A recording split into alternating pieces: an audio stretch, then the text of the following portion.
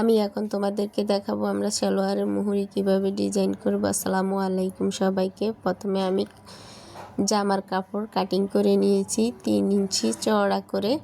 তারপরে আমি সালোয়ারের উল্টো সাইডে মুহুরিতে 1/2 ইঞ্চিতে জামার কাপড়টাকেও উল্টা করে রেখেছি। রেখে এভাবে সেলাই করে নিচ্ছি।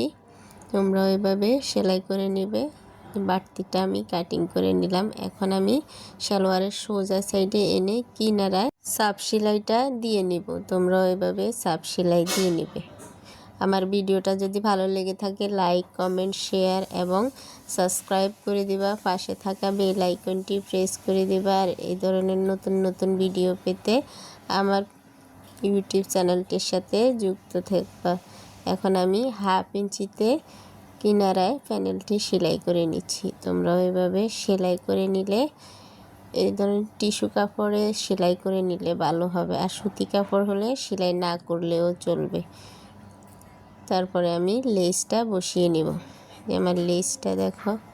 এখন আমি এই যে লেসটাকে সোজা সাইডে রেখে তারপর জয়েন্টের উপরে সেলাই করে নিব।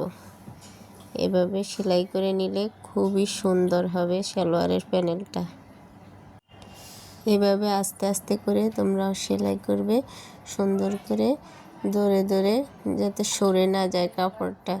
তাহলে সেলাইটা লেসের উপরে বসবে না, সরে গেলে।